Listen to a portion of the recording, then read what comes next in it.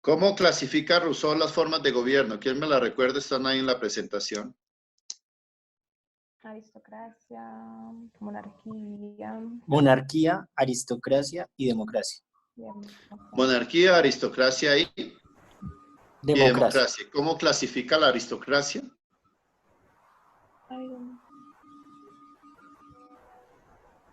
Natural, electiva y hereditaria. Natural, electiva y hereditaria. ¿Cuál está señalada ahí en rojo? Electiva. La electiva.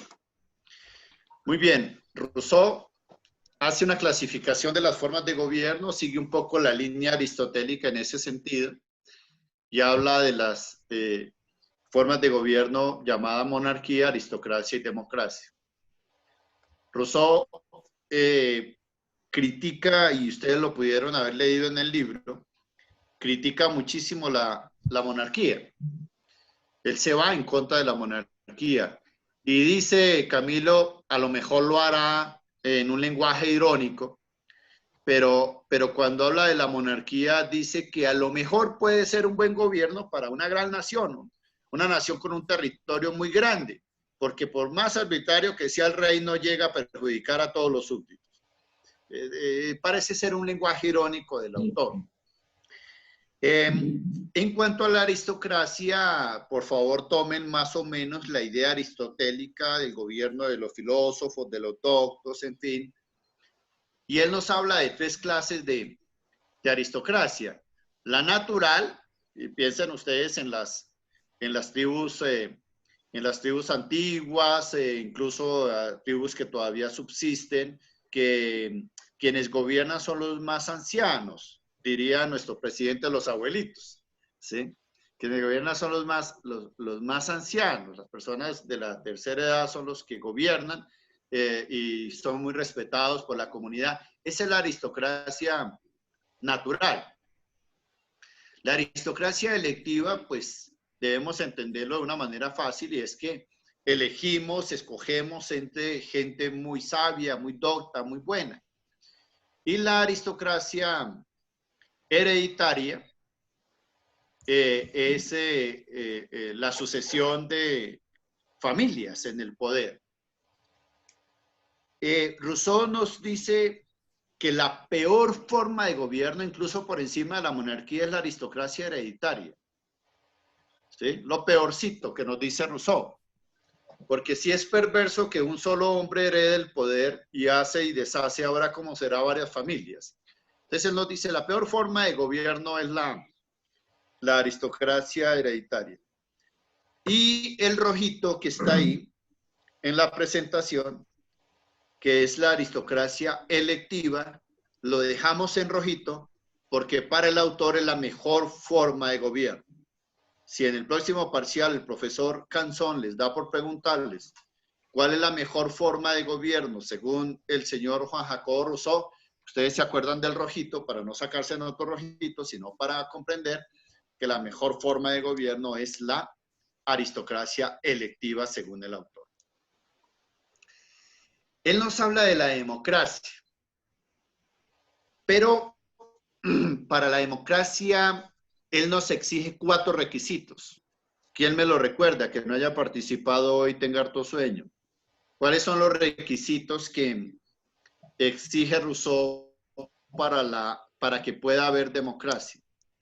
¿Será la democracia geográfica? Santiago. ¿Quién habla? Yo. Sí, Esmeralda. Es el de... Que ha estado por raticos en clase. No, yo ¿Cómo es que acá. clasifica? ¿Cuáles son los requisitos de él para la democracia? Demográfico, geográfico, económico y cultural. Son 4 requisitos: demográfico, geográfico, económico y cultural. El demográfico dice el autor que haya poca población para que se conozca. El geográfico, un pequeño territorio. El otro requisito, el económico, se puede decir que es más o menos igualdad de riqueza. Que haya más o menos igualdad de riqueza. O sea, ese requisito a lo mejor lo tenemos en Colombia. Para el autor no hay democracia cuando hay gente muy, muy, muy rica y cuando hay gente muy, muy pobre. Cuando hay esas brechas, esa diferencia entre personas con concentración de riqueza y personas viviendo en la miseria, para el autor eso no es democracia. Para que haya democracia tiene que haber más o menos igualdad de riqueza. A eso se refiere la condición económica. Y la condición cultural es para que haya democracia, la gente tiene que ser noble, tranquila, de muy buenas costumbres, digamos aquí como en Colombia. Esos 4 requisitos no los consiguen ustedes tal cual en el libro. Yo lo que hago es dominarlos, darles un nombre. Geográfico, demográfico, económico y cultural. Ustedes no lo encuentran así en el libro con esas palabritas. Yo lo que trato es de interpretar el autor y darles un nombre. Aquí hay algo que nos va a poner en angustia si nos desilusiona. Y es que Rousseau nos dice que los asociados formamos el Estado por medio de un contrato. Que los asociados tenemos el máximo poder en el Estado porque integramos la soberanía popular. Que los asociados nos organizamos por medio de leyes y nosotros mismos las hacemos. Que los asociados podemos revocar el mandato. Rousseau nos pone toda la plataforma teórica para una auténtica democracia. Pero cuando llega a las formas de gobierno, Rousseau nos pone unas condiciones imposibles de cumplir. Él escribe en el siglo XVIII. A lo mejor hubiese escrito en el siglo de Pericles, en la polis griega, a lo mejor hubiese podido tener esas condiciones. ¿Cuáles condiciones? La geográfica, la demográfica, la económica y la cultural. A lo mejor sí. Pero en el siglo XVIII ya no es posible. Francia del siglo XVIII tiene 24 millones de habitantes. Es un estado grande, grande, grande, con mucha, mucha, mucha gente. Pues, ¿cómo se hace para reunir esas condiciones?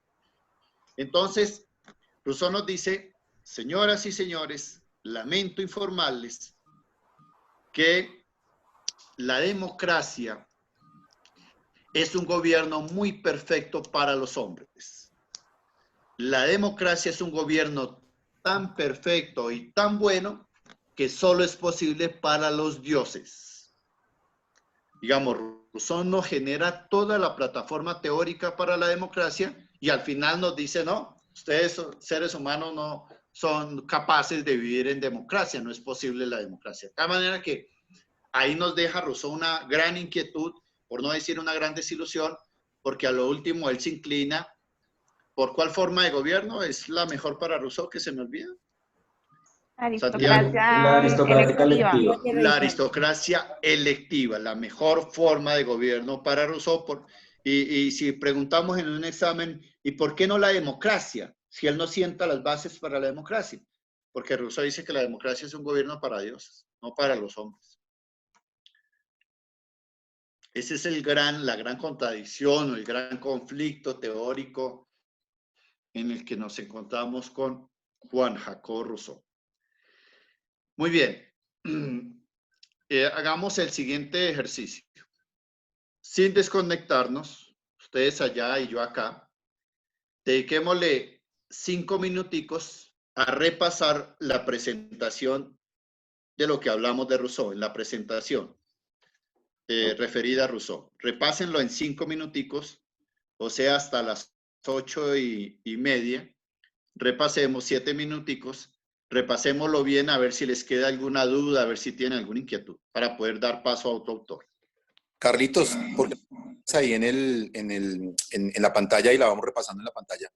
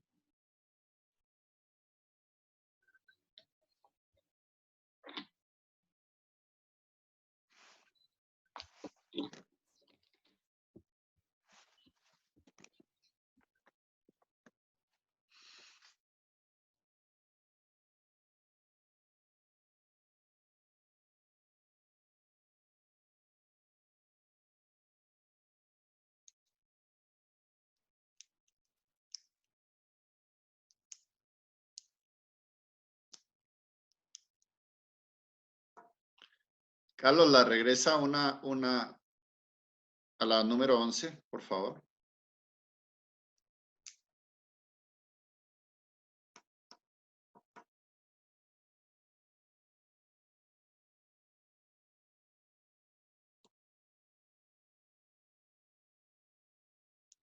Lean bien esa partecita, por favor.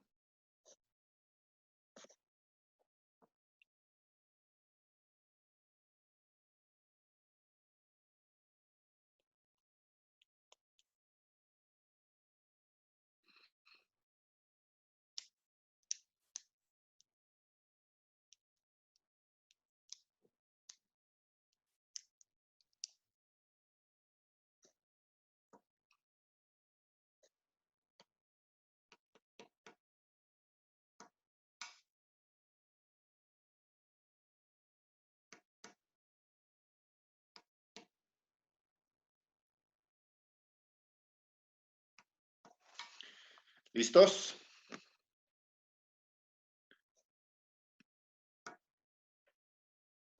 ¿Alguna duda? ¿Algún comentario?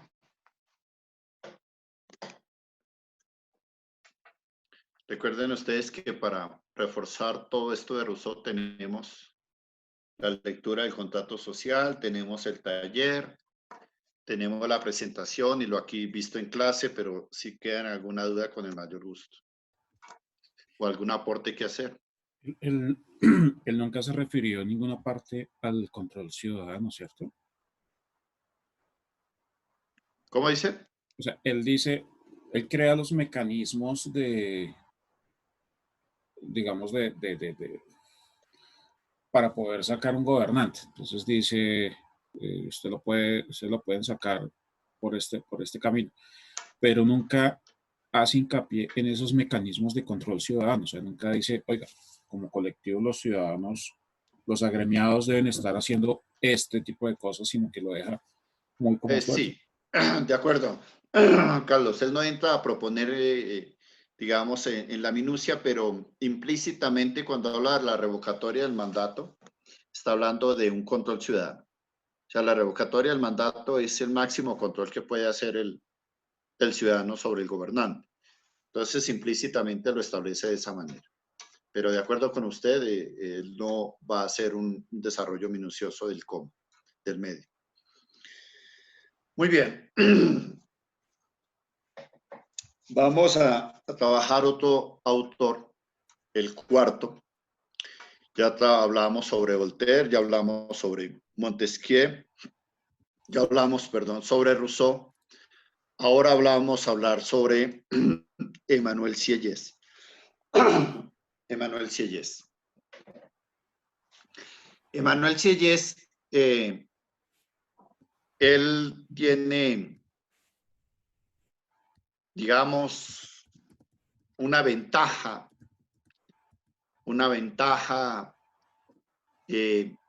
para el pueblo francés, su pretensión de la revolución.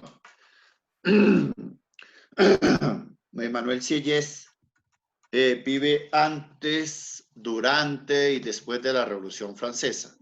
¿Quién me recuerda en qué año nace Emmanuel Sieyès? 1748. 1748. ¿Y en qué año muere? 1836. Larga vida de Emmanuel Sieyès, larga vida de Emmanuel Sieyès. Entonces él vive antes, durante y después de la Revolución. Emmanuel Sieyès nos deja una gran enseñanza, una enseñanza muy humana. Es que él pertenecía a una familia, dice la historia, pequeño burguesa. Y si ustedes miran, ¿quién me recuerda cómo clasificamos? ¿Quién me recuerda cómo clasificamos, cómo se clasificaba la clase social en Francia en el siglo XVIII? ¿Quién me lo recuerda, por favor? Clero, si no estoy mal, clero. Sí. Burguesía. ¿Quién me lo recuerda de manera? Ahí está, por ahí lo tenemos. Clero, Tres estamentos. nobleza, burgueses, obreros y campesinos. A ver, primer orden. Clero. ¿Primer estado integrado por quiénes? Por el clero. Okay, clero. El segundo estado estaba conformado por el tercer estado estaba por los burgueses, por los obreros y por los campesinos. El tercer estado por los burgueses, por los obreros y por los campesinos. Recordemos que las personas del primer y segundo estado eran los privilegiados y era poca cantidad en comparación a las personas del tercer estado. El tercer estado se le conocía como el estado llano. El señor Emmanuel Sieyès es del tercer estado, o el tercer orden, porque él nace en el seno de una familia pequeño burguesa. Pero él es una persona muy inteligente, muy capaz, muy estudiosa, y él estudia para ser sacerdote, estudia teología, y él logra llegar al primer orden. ¿Quién me recuerda cómo está integrado el primer orden? ¿Nicolás o Valeria? Ah, Valeria no está. ¿Nicolás?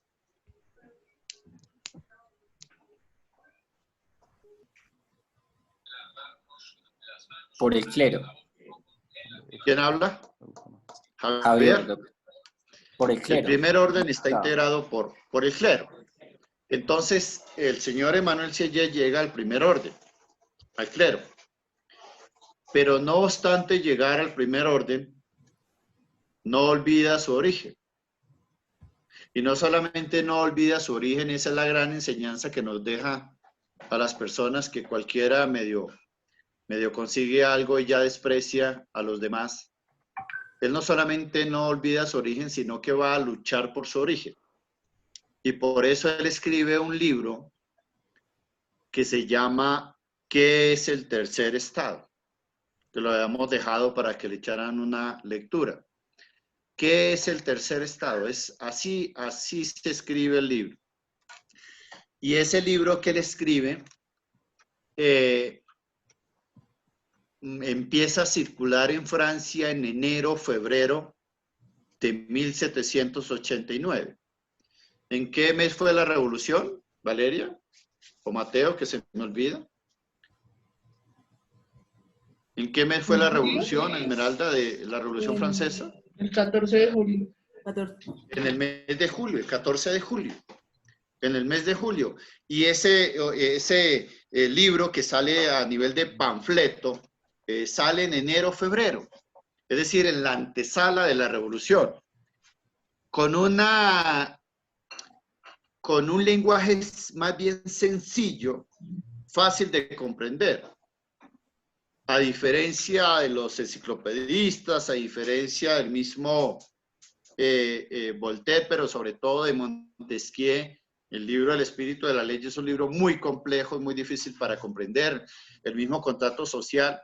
Pues el libro de Emmanuel Sieyès es un libro relativamente escrito en un lenguaje más sencillo, de más fácil comprensión, de más fácil lectura, y tiene un título supremamente llamativo, que es el tercer estado. Entonces Sieyès, Manuel Sieyès, va a ser una persona que va a estar allá en primer orden en el momento de la mayor ebullición que lleva la Revolución Francesa.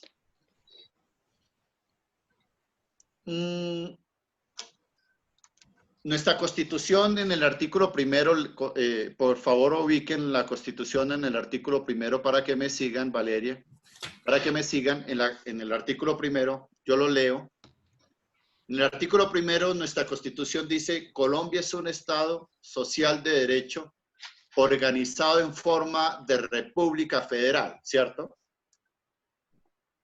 Colombia es un Estado social de derecho, John. No. Nuestra Constitución dice en el artículo primero: Colombia es un Estado social de derecho organizado en forma de república federal, ¿cierto? Eso dice nuestra Constitución. Unitaria.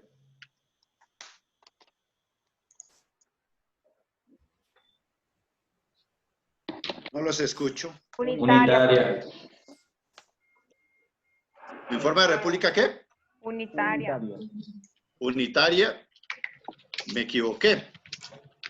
No somos como los Estados Unidos de Norteamérica, que los Estados Unidos de Norteamérica es un Estado federal. Nosotros somos como Francia, que es un Estado unitario. Esa idea de organización de la división político-administrativa del territorio se la inventó el señor Sieyès. Fue uno de los forjadores del Estado unitario, de la forma de Estado unitario. Imaginen su importancia. Pero Emmanuel Sieyès también lo tuvimos en nuestra Constitución, aún tenemos parte de él, pero lo tuvimos de primer orden en nuestra Constitución, porque él nos ayudó a escribir el artículo 2 de la Constitución del 86. La Constitución del 91 dice, en el artículo 3, la soberanía reside esencialmente en la nación, en el pueblo, dice el artículo 3 de nuestra Constitución. Y el artículo 2 de la Constitución del 86 decía, la soberanía reside exclusivamente en la nación. Esa idea de soberanía nacional se la creó Sieyès. Así como Rousseau creó la soberanía popular, Sieyès creó la soberanía nacional. En el año 2017, nosotros celebramos 200 años del Consejo de Estado, que es nuestra máxima institución en la jurisdicción contencioso administrativo, que está ahí al lado de las Palomitas, en la Plaza de Bolívar, el Consejo de Estado. Ese Consejo de Estado lo creó Bolívar entre nosotros en 1817. Ese Consejo de Estado es un poco creado por Napoleón Bonaparte y uno de los grandes asesores para la creación de ese Consejo de Estado fue Emmanuel Sieyès. Entonces, miren ustedes la importancia de Emmanuel Sieyès. Emmanuel Sieyès también va a fortalecer la democracia representativa. Es uno de los grandes teóricos de la democracia representativa. En fin, es un teórico supremamente importante. Pero mire, ¿qué es esto? La Constitución política. ¿La qué? La Constitución política. La Constitución política. La Constitución política. ¿Y quién hace la Constitución política? La Asamblea Constituyente. La Asamblea Constituyente. Bueno. La Constitución política la hace... La Cámara Legislativa, ¿no? La Constitución política la hacen los seres humanos. ¿Cierto? Por eso es que la Constitución no es perfecta, porque es una obra de los seres humanos. ¿Cuáles seres humanos hacen la Constitución política? Los que tienen el poder para hacerla. En 1991 decidimos que fueran 70 personas y los elegimos y le dimos ese poder para que hiciera la Constitución. Entonces la Constitución se hace por los seres humanos que tienen el poder para hacerla. Ese poder se llama, el poder o la facultad para hacer la Constitución se llama poder constituyente. Valeria, poder constituyente se llama.